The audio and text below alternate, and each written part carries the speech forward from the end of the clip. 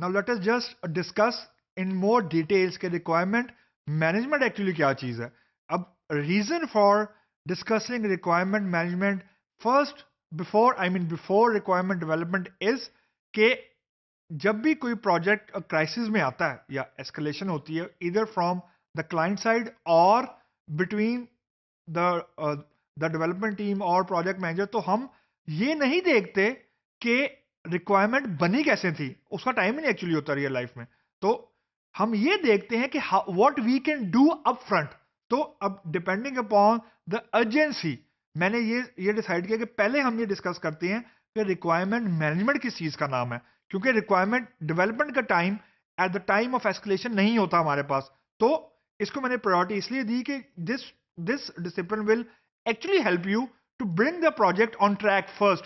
तो जब एक बार ट्रैक पे आ जाए, चीजें अंडर कंट्रोल हो जाए, only then you can see हाँ यार रिक्वायरमेंट डेवलपमेंट करते वक्त क्या चीजें मिस आउट कर गए, but not at the time of escalation. You don't have that luxury कि आप रिक्वायरमेंट की एनालिसिस करने बैठे हैं या रिक्वायरमेंट को देखें डेवलप क्या नहीं सही हुआ था at the time of crisis. तो requirement management is more important in my opinion before in the at the time of a crisis. तो रिक्वायरमेंट मैनेजमेंट ये है कि टेक अवे कि आपने बेसिकली ये मेक श्योर करना है कि जो चीज आपने क्लाइंट के साथ कमिट की थी as a base line scope, यानी स्कोप जिस पे आपका एग्रीमेंट हुआ था क्लाइंट के साथ, आपने ये मेक श्योर करना है कि यू हैव जीरो और टॉलरेंस ऑन स्कोप क्रीप.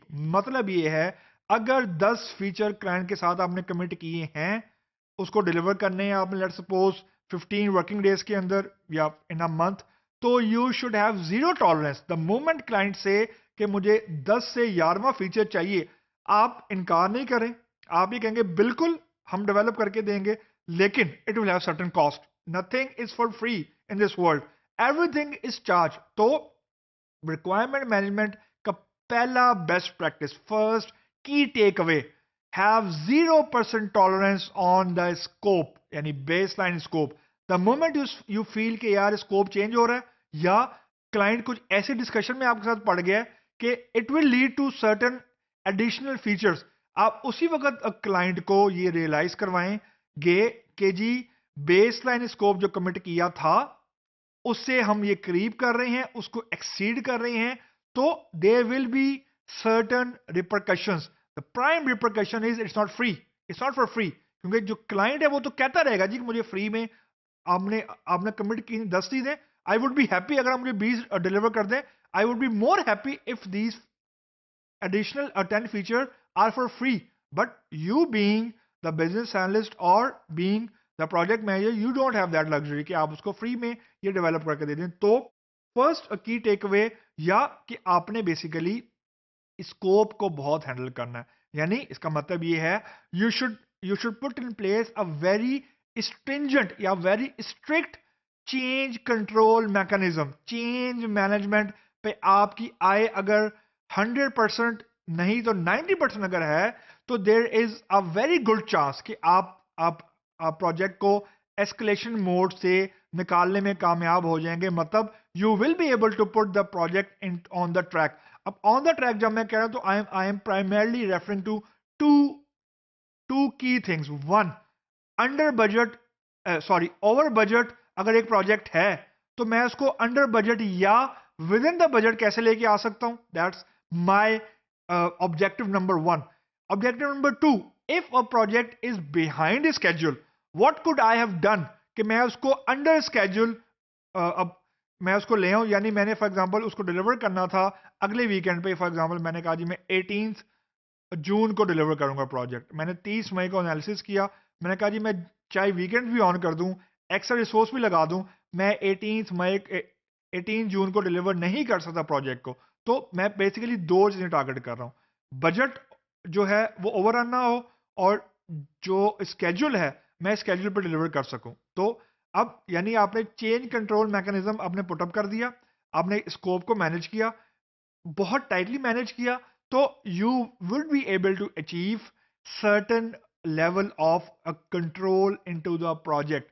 तो आप सिर्फ ये देखें कि रिक्वायरमेंट अगर सही नहीं लिखी हुई या कुछ चीजें आप मिस आउट कर गए हैं, तो यू विल हैव टू पे a lot of cost in the coming phases. लेकिन रिक्वायरमेंट का मसला ये होता है कि रिक्वायरमेंट अगर सही नहीं है तो उनकी विजिबिलिटी अपफ्रंट नहीं होती, क्योंकि it's not like a building कि अगर बिल्डिंग गलत बन रही है तो सबको नजर आ रही है, तो it's not like this. Requirements अगर गलत हैं तो इसकी विजिबिलिटी वो है डेवलपमेंट में जाके नजर आती है। तो development is the third phase, उसके बीच में रिक्वायरमेंट फाइनल होनी है, डिजाइन फाइनल होना है, यानी घर का नक्शा फाइनल होना है, तो बनना तीसरे में जाके। और जब आपकी विजिबिलिटी आएगी तो वो फर्स्ट रिक्वायरमेंट की नहीं होगी, वो कुछ मल्टीपल रिक्वायरमेंट्स को मिला के विजिबिलिटी आएगी। तो if there is something critically missing in the requirements तो उसका इफेक्ट बहुत ज्यादा है। तो ये दो बेस्ट प्रैक्टिस हो गई। नेक्स्ट थिंग, ये बहुत क्रिटिकल है, ये ये टेक अवे हमें ये कहता है कि आपके पास स्कोप करीब कर गया, आपने क्लाइंट को बता दिया। नेक्स्ट क्वेश्चन क्लाइंट का ये होगा कि ओके, अगर 10 फीचर्स स्कोप में थी, मैंने 5 और मांग लिए हैं, तो कितना करीब है? यानी अगर 20th जून को मुझे डिलीवर नहीं कर सकते 15 रिक्वायरमेंट्स के 10 बेसलाइन थी और 5 एडिशनल आ गई, तो नाउ टेल मी के कितना को डिले होगा प्रोजेक्ट, कितने पैसे मुझे ज्यादा पे करने हैं। इस चीज को बोलते हैं इंपैक्ट एनालिसिस। और इसका सिर्फ एक रूल ऑफ थंब है, सूनर द बेटर। यानी इट इज फार बेटर कि आप रिक्वायरमेंट फेज में ही बता दें कि ये स्कोप करीब हो रहा है, rather than waiting till the development के जी जब ये बन के चीज आएगी, डेमो करेंगे, उस वक्त बताएंगे कि जी ये तो स्कोप में नहीं था। तो ये स्ट्रेटजी अमूमन बाउंस बैक करती है, क्योंकि for all the right reason client will say मुझे ये पहले क्यों नहीं बताया, now you are asking me at the time of approval कि ये एक्स्ट्रा काम है and you are going to pay extra for it. तो 90% केसेस में क्लाइंट विल से मैं नहीं पैसे ज्यादा पे कर रहा, इट्स योर फॉल्ट। तो इंपैक्ट एनालिसिस का मतलब ये होता है कि आप ये बता दें कि जो डिले हो रहा है वो कितना को हो रहा, वो कितना और डिले हो रहा है, and how much it will cost you financially. तो जो कॉस्ट है हमेशा दो चीजों में होती है, एक आपकी एफर्ट, दूसरा in terms of man days, यानी एफर्ट मीन फाइनेंस और मैन डेज का मतलब है कि ओवर स्केड्यूल हो रहा है, आप स्केड्यूल आप टाइम पे डिलीवर नहीं करेंगे। Last point, we have to make sure कि जितने भी टीम मेंबर्स हैं इंक्लूडिंग द क्लाइंट, यानी a client, project manager, team lead, QA, UI का बंदा, they should refer to same version of requirement specification. क्योंकि it is a normal SOP कि while team is developing, client के साथ जो project manager है वो नई रिक्वायरमेंट डिस्कस कर रहा होता है, या सेल्स वालों के साथ नई रिक्वायरमेंट डिस्कस कर रहा होता है, और ये नॉर्मल एसओपी है। तो इस पूरी एसओपी के अंदर जो लूप होल आता है ना, वो ये आता है कि we lost the track of the version जो कि बेसलाइन हुआ था। यानी बेसलाइन वर्जन हुआ 1 और क्लाइंट रेफर कर रहा है वर्जन 2 को, और डेवलपमेंट टीम रेफर कर रही है वर्जन 1 को। तो the moment you will go for the demo, तो client will refer to version 2 जो कि ऑब्वियसली डिफरेंट होगा उस वर्जन से जिसपे डेवलपमेंट हुई है। तो राइट अवे कहने लगा ये तो वो है नहीं जो मैंने मांगा था। तो अगर इसमें मैं थोड़ी सी और मिजरी ऐड करूं कि प्रोजेक्ट मैनेजर भी डिफरेंट वर्जन के ऊपर है, यानी फॉर एग्जांपल प्रोजेक्ट मैनेजर जो है वो वर्जन 1.1 के ऊपर है, जो डेव टीम है वो वर्जन 1 के ऊपर है, और जो क्लाइंट है वो 1.5 या वर्जन 2 के ऊपर है। तो 3 डिफरेंट लोग 3 डिफरेंट पेज के ऊपर हैं। अब यू कैन इमेजिन कि how much crisis we are in. तो अगर आप डिफरेंट वर्जन को रेफर कर रहे हैं, you are actually inviting the devil.